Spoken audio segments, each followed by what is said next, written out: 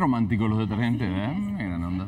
Después de esa instrumental. Bueno, literalmente es instrumental, ¿verdad? Correcto. Pero música clásica que nos pusieron. Nos acompaña la licenciada Sandra Guevara de Coimsal, que nos va a hablar un poquitito de las aplicaciones a visa de turista y ciertas concesiones que hay para adultos mayores que no habían estado incluidos en un principio. ¿Cómo fue? Sí, fíjate que cuando el año pasado decíamos, ya por junio, que había un nuevo proceso para ciertos aplicantes que era buenísimo porque les exoneraba de la entrevista con el agente consular, pues dábamos a conocer que era para, por ejemplo, las personas que iban a renovar visa, que había sido de 10 años, siempre y cuando no había transcurrido más de un año de su vencimiento. Y los menores de edad que estaban aplicando por primera vez o renovaciones, siempre y cuando tuvieran menos de 14 años y la visa hubiera sido múltiple también.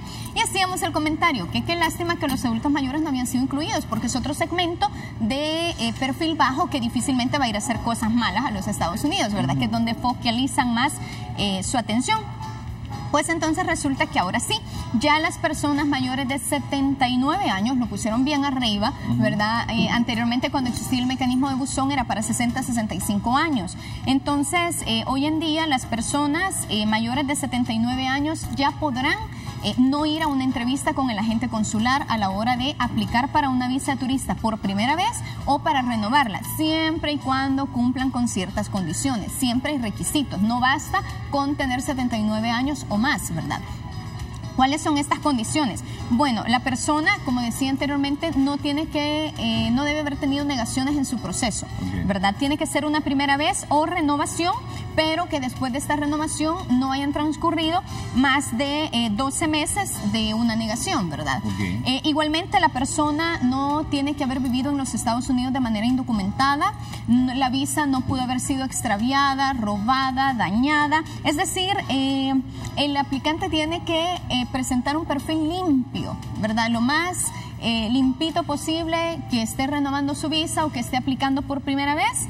Y es una gran ventaja, Dani, porque solo van a tener que llenar, igual que el resto de aplicantes que están exonerados de entrevistas, solo tendrá que llenar la solicitud, agendar la cita, hacer el pago, poner la foto e irlo a dejar, ¿verdad?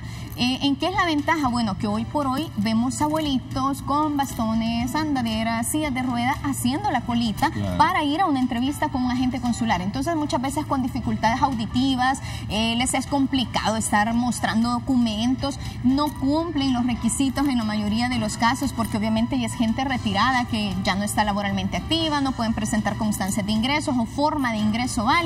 Entonces se les complica un poco poder cumplir con los requisitos y enfrentarse al proceso como tal en sí, ¿verdad? Entonces sí representa una gran ventaja.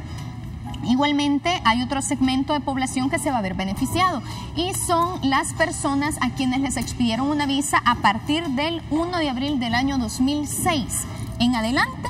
Ya no tienen que ir a una entrevista para renovarlas. ¿Por qué esto? Porque a partir de esa fecha se establecieron mayores controles en los documentos, más medidas de seguridad y les permite a ellos tener una información más precisa del aplicante. Entonces ya no le van a hacer ir a una entrevista para renovarle su visado. Hoy por hoy el segmento que se va a ver beneficiado es un poco pequeño, pero a partir del otro año, como estamos hablando de 2006 y son 10 años las visas que generalmente dan, entonces el otro año sí vamos a ver cantidad de gente que va a estar aplicando. Hoy por hoy igualmente se van a ver beneficiados personas que les dieron visas de 5 años, por ejemplo, gente que menores de edad, ¿verdad?